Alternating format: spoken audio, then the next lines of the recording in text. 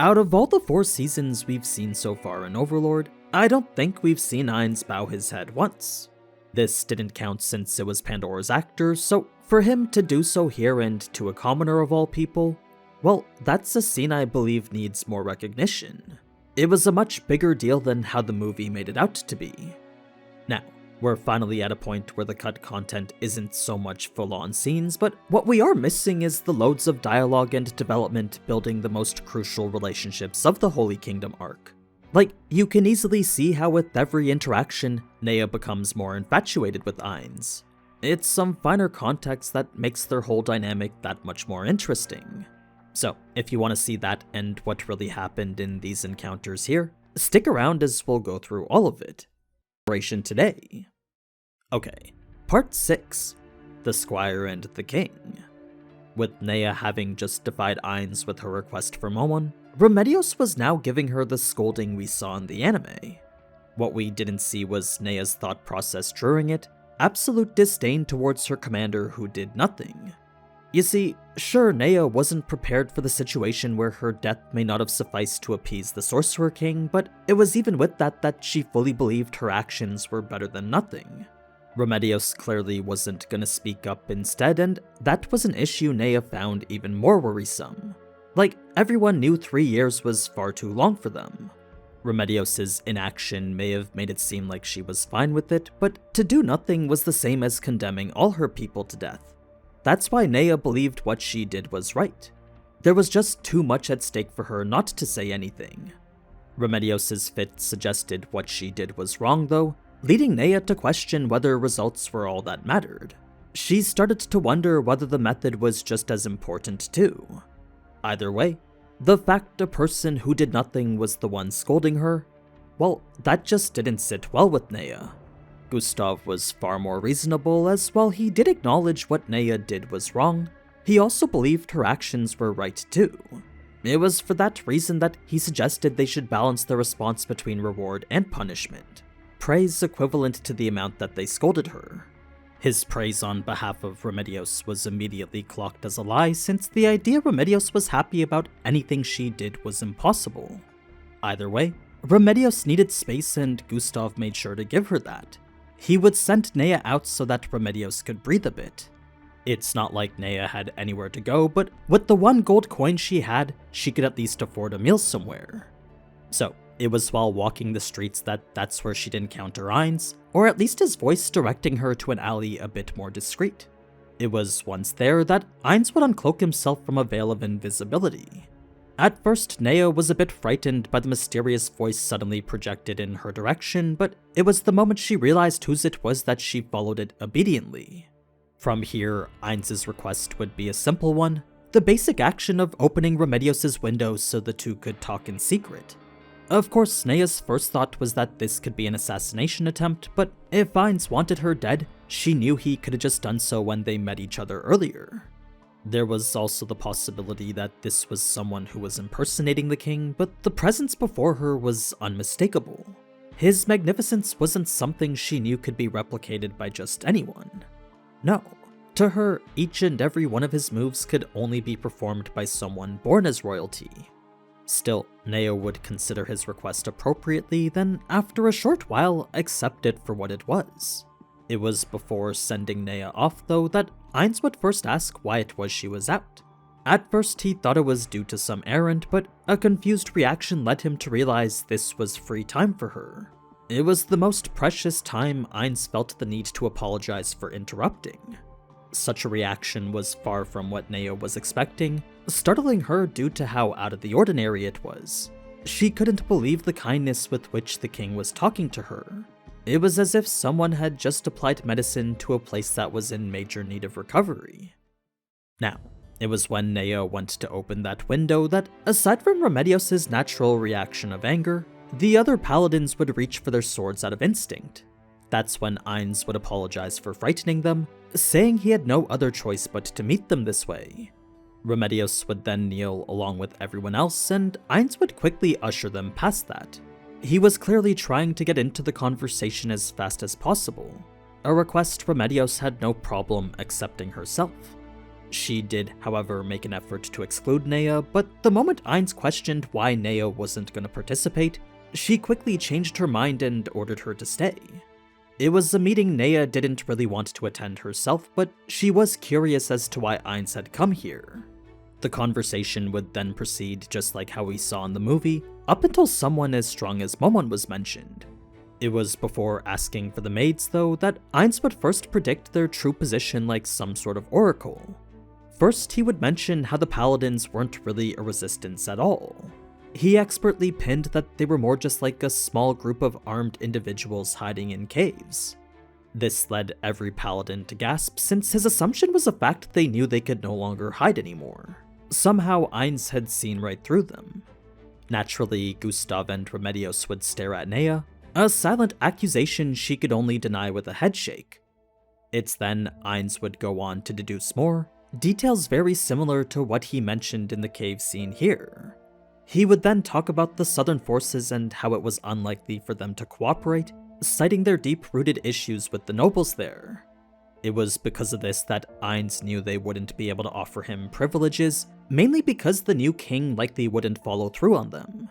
Like, even if Remedios requested that king to honor her deal, Ainz wasn't so foolish as to think he would.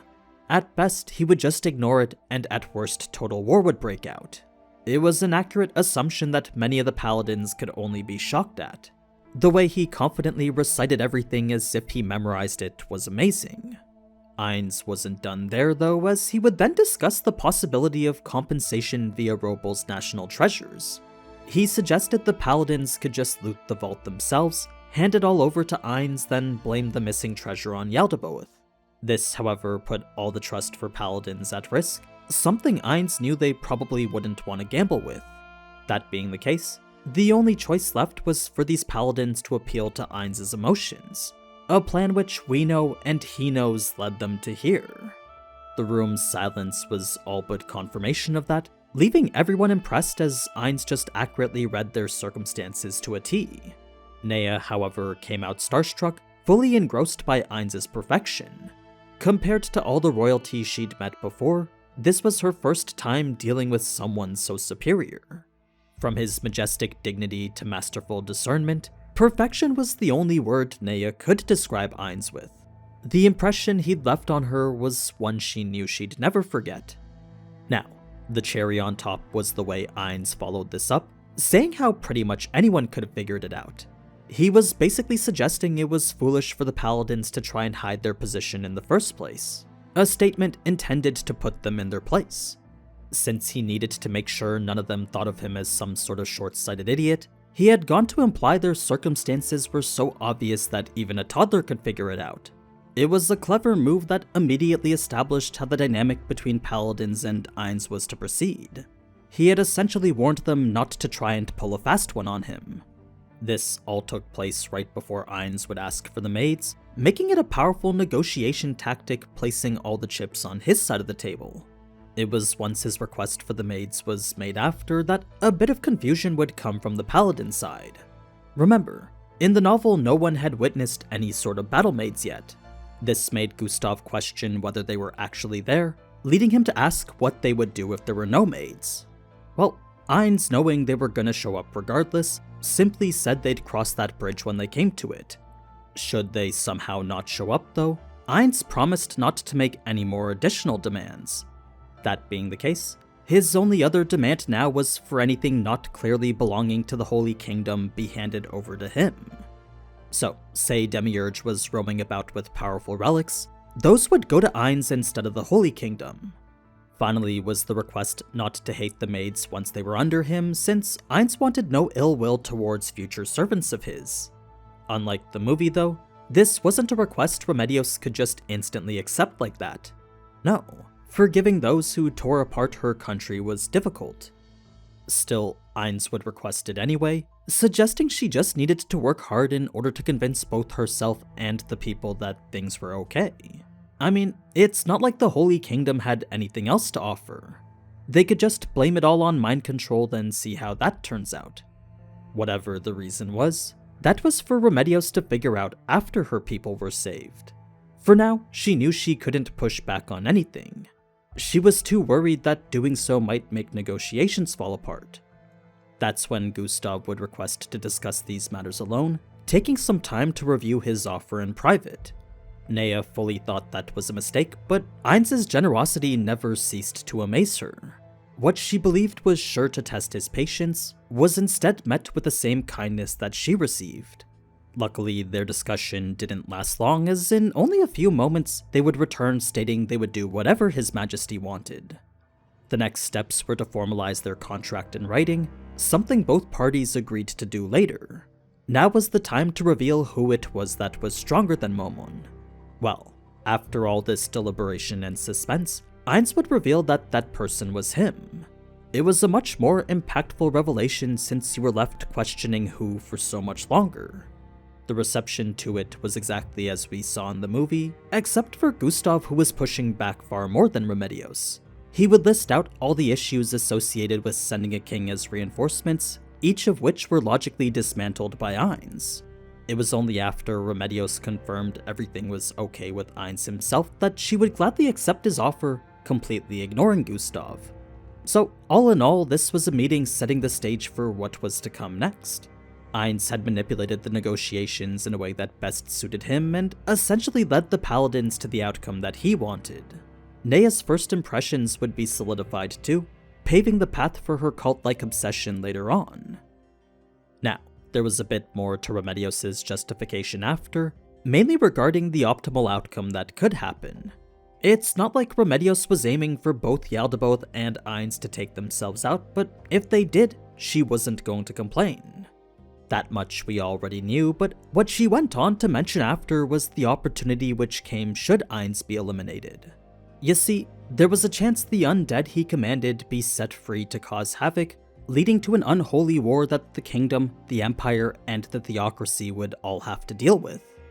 The Holy Kingdom would lend their support as well, but as a country not directly bordered with the Sorcerer Kingdom, it wouldn't be an immediate issue like it was for the other nations. That being the case, the Holy Kingdom could recoup their strength while all other nations were dealing with that. It was a potential outcome in which they actually had a lot to gain. The morally gray area on which it was founded, though, is the core reason why Gustav would question it. He saw no justice in killing a foreign king than having a war start because of it. Once again, Remedios would say that wasn't her intention, but she was much less passionate with that statement over her previous ones. To Neia, it was a disgusting look that left her questioning who Remedios even was anymore. She couldn't believe this was the commander of the Paladins she heard so many stories about, since, as she was now, this was someone completely different. Remedios would even say that they needed to figure out how to milk the Sorcerer King for all he was worth, a line that clearly didn't resonate with anyone. Everyone was visibly disgusted by the way Remedios was ready to treat Ainz. Still, Gustav knew they needed to take advantage of this opportunity, so rather than bring Ainz straight to the capital and have him fight Yaldabaoth right away, he figured they could lighten their load a bit and hit a few cities on the way. Just retaking the capital would leave pockets of demi-humans everywhere, a threat they knew they'd probably need Ainz for as well. That being the case, they couldn't have him leave immediately after he got what he wanted. They needed his strength for the smaller battles too. So, the plan was to gather allies by freeing the soldiers imprisoned in the camps, then save the fight with Yaldabaoth for the end. It was a good idea since Remedios had a person she wanted to save as well. She was looking for anyone who was part of the royal family. Everyone knew the Holy Queen was dead, but with no reports mentioning anything about the rest of the royal family, saving one of them would allow the Paladins to bring them up as a symbol and in the process gain the full support of the southern nobles again. Remember, there's that whole political conflict going on in the background. The issues of the south not helping the north due to their dislike towards the Kalka faction. Finding a member of the royal family would remove any of the hopes the south had of gaining the throne again, forcing them to fall back in line as subordinates. Remedios also had the bright idea of saving whatever northern nobles they could too, since despite them not being fond of the Kalka faction either, by putting them in her debt, she could at least leverage them to gain more assistance. There were plenty of northern nobles who had ties to the south, so that was a connection Remedios wanted to take advantage of. Now, Assigning Neia as Ainz's aide was a whole separate issue on its own, since a squire serving a king was unthinkable. What he needed was a professional lady-in-waiting, not a low-level squire he could very well perceive as insignificant. Gustav was trying to avoid the potential disrespect of it, but Remedios didn't have the patience to work with some third party she wasn't in control of. She also couldn't be that person herself since she was to be fighting in the front lines. That being the case, it kind of made sense why Neia was the perfect choice here. Not only was she the only available female, she was also the only one either could trust to handle it. Trust might not be the right word in Remedios' case, but that was the least of Neia's worries when it came to a job like this. For now, all she could think of was how impossible this was gonna be.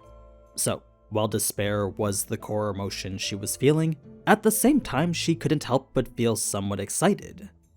This brings us now to the carriage ride, where Neia's impressions of Ainz would only get better. At first, every move he made had a strong sense of royalty to it, but the longer the ride went on, the more normal Ainz became. What started out as these rare moments of folksiness quickly became more and more frequent until Neia just assumed he was doing so out of consideration for her. It was yet another act of generosity she could only be grateful for. Neia knew it was all just an act on his part though, since she figured it was only because she was a squire. She assumed if it was a paladin in here instead, then Ainz's demeanor would be a whole lot different. Now, keep in mind the two had been riding together for more than a few days now, so it was only after a multi-day silence that Ainz would finally make conversation. He would straight up ask Neia what her story was. To Neia, this was a very vague topic, so Ainz would clarify with specific things like why she became a squire and what her job entailed. The ensuing conversation dealt more so with the events from this scene here, but in the novel it took place in the carriage ride. So, Ainz would come to the conclusion Neia was a rare type of bowman, mainly because she was an aspiring paladin skilled with ranged weapons. Considering the way the archetype was handled back in Yggdrasil, it makes sense that a bow-wielding paladin would seem rare to him. Neia didn't see it that way herself, but if being an archer was what Neia was good at, Ainz suggested she keep at it. Like, with so many other paladins already being skilled with the sword, Ainz truly felt there was no need for another. He would also murmur how weird combinations were the path to rare classes, a reference to Yggdrasil that Neia would assume was just some type of abstract metaphor. It was after this that Ainz would apologize to Neia, saying how he felt bad for how she was forced to look after him. Not only that, but he also felt bad for the others since Neia's skills were certainly more useful on the outside. They were the type of words Neia struggled the most with. This is because Ainz was a king, and it was much easier to interact with him when he treated her like she was lesser than him. For him to constantly treat her as an equal though, well, navigating that type of conversation was difficult. Neia knew she couldn't let his kindness spoil her like that. It was before she could take a step back from it though that Ainz would continue to make it even harder. You see, Ainz really wanted to offer her compensation, but his previous attempt to do so made it clear she wouldn't accept anything. That being the case, Ainz would proceed to offer a gesture instead. Not only would he speak a verbal thank you, he would also bow his head in a display of respect far greater than any gift. This was probably one of the most inconceivable things a king could do since Neia was a commoner and he was royalty. With his very country existing through him, it wasn't necessarily untrue to think that a king bowing his head meant that his country was bowing its head too. There were rare occasions where this did in fact happen, but never has it happened to someone of such low standing. So this was a concept Neia was fully aware of, leading her to think maybe she wasn't just a normal person. Immediately she would disregard that, then chalk up Ainz's actions to him just being open-minded. Given what she'd seen before, she didn't put it past him to thank regular people like her. She just didn't think it would be to this level. So, it was after taking a moment to register the surreal sight in front of her that Neia would quickly usher Ainz's head upward. She probably should have done so as soon as she could, since if anyone else saw this, there'd be an uproar. She would then pledge her loyalty just like how we saw in the anime, bringing their conversation back to Neia's story. With quite a ways still to go before reaching the Paladins' cave base, Ainz now wanted to know why attaining Holy Knighthood was her goal. He wanted to know why she didn't want to be a ranger, as well as the reason for which she fought with the Paladins. The explanation was rather simple, and it was mainly due to her mother being a paladin herself. Ainz assumed it was because her mother was a good role model, and he fully believed that she was the one pushing the paladin mindset on her. In actuality though, Neia's mother was the one always saying not to be a paladin. She wasn't even that good of a parent, barely capable of doing laundry and basic mending. It was her father Pavel who always cooked and did most of the house chores, leading Neia to think that that's how it was in every household. Ainz then made the assumption that Neia's mother was at least good for not stopping her for when she wanted to become a paladin, another incorrect statement on his part. Reason being that when Neia finally revealed that that's what she wanted to do, her mother immediately brought out a sword and challenged her to a duel. Her stance was that if she could defeat her, then she would allow it. Of course, such an outcome never happened, and the only reason Neia was able to become a squire anyway was once again due to her father. He had jumped in order to shield Neia, saving her from the beatdown that was sure to come from this duel. In fact, it was during it that Neia had for the first time experienced the intent to kill. I don't think her mother was planning to follow through on it, but I can sort of get why she'd want to shock Neia by having her experience it, especially if her goal was to make her not be a paladin.